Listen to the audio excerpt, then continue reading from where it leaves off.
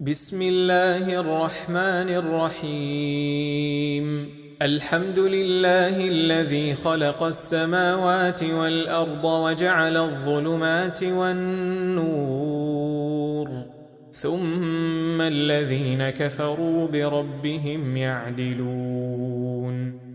هو الذي خلقكم من طين ثم قضى أجلاً وأجل مسمى عنده، ثم أنتم تمترون.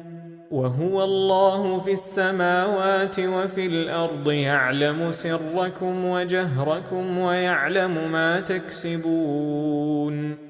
وما تأتيهم من آية من آيات ربهم إلا كانوا عنها معرضين، فقد كذبوا بالحق لما جاءهم، فسوف يأتيهم أنباء ما كانوا به يستهزئون.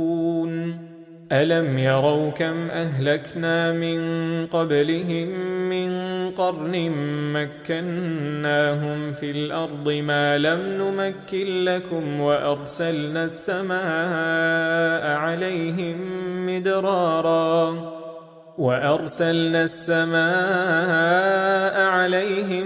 مدرارا وجعلنا الأنهار تجري من تحتهم فأهلكناهم بذنوبهم وأنشأنا من بعدهم قرنا آخرين. ولو نزلنا عليك كتابا في قرطاس فلمسوه بأيديهم لقال الذين كفروا إن هذا إلا سحر مبين. وقالوا لولا أنزل عليه ملك، ولو أنزلنا ملكا لقضي الأمر ثم لا ينظرون. ولو جعلناه ملكا لجعلناه رجلا وللبسنا عليهم ما يلبسون. ولقد استهزئ برسل من قبلك فحاق بالذين سخروا منهم ما كانوا به يستهزئون.